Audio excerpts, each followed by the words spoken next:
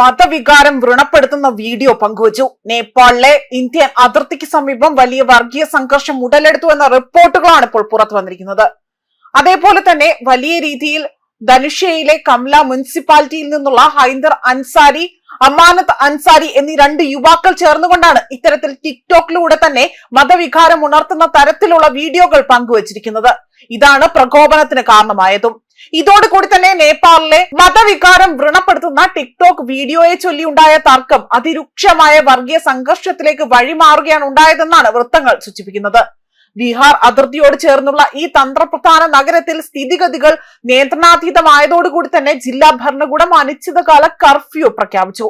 സംഘർഷം പടരുന്ന പശ്ചാത്തലത്തിൽ കർഫ്യൂ ലംഘിക്കുന്നവരെ കണ്ടാൽ ഉടൻ തന്നെ വെടിവെക്കാൻ സുരക്ഷാ ഉദ്യോഗസ്ഥർക്ക് ഇപ്പോൾ നേപ്പാൾ സർക്കാർ കർശന നിർദ്ദേശം നൽകിയിട്ടുണ്ട്.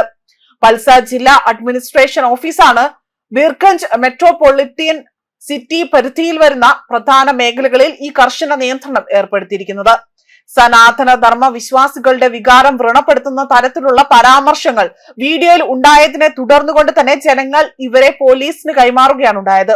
എന്നാൽ ഇതിനു പിന്നാലെ തന്നെ കംല മുനിസിപ്പാലിറ്റിയിലെ 6ാം വാർഡിൽ നടന്ന അക്രമ സംഭവങ്ങൾ സംഘർഷം കൂടുതൽ അവിടെ വഷളാക്കുകയാണ് ഉണ്ടായത്. കഴിഞ്ഞ ദിവസം മുതൽ തന്നെ ബീർഗഞ്ചിന്റെ വിവിധ ഭാഗങ്ങളിൽ ടയറുകൾ കത്തിച്ചും അതുപോലെ മുദ്രാവാക്യം വിളിച്ചും ഇരു വിഭാഗങ്ങളും തെരുവിൽ ഇറങ്ങിയതോടുകൂടി തന്നെ നഗരം യുദ്ധക്കളമായി തന്നെ മാറുകയാണ് ഉണ്ടായത്. നിലവിൽ അവിടെ വെസ്റ്റ് പാർക്ക്, നാഗ്വ, ഇർവ തുടങ്ങിയ ശങ്കരാചാര്യ ഗേറ്റ് വരെയുള്ള മേഖലകളിൽ കർശന നിയന്ത്രണങ്ങളാണ് ഏർപ്പെടുത്തിയിരിക്കുന്നത്. അതേസമയം ഇന്ത്യയുമായി അടുത്ത സാംസ്കാരിക ബന്ധം പുലർത്തുന്ന നേപ്പാളിലെ ജനസംഖ്യാപരമായ മാറ്റങ്ങളും തീവ്രവാദ ചിന്താഗതികൾ സോഷ്യൽ മീഡിയ വഴി പ്രചരിപ്പിക്കുന്നതും ഈ മേഖലയിലെ സമാധാനത്തിന് വലിയ ഭീഷണിയാവുകയാണ്. നേപ്പാളിലെ ഹൈന്ദവ പ്രകൃതത്തെ തകർക്കാൻ ലക്ഷ്യമിട്ടുകൊണ്ട് നടക്കുന്ന ആസൂത്രിത നീക്കങ്ങളുടെ ഭാഗമായിട്ടാണ് ഇത്തരം പ്രകോപനങ്ങൾ എന്നതാണ് ദേശീയവാദികൾ ആരോപിക്കുന്നത്.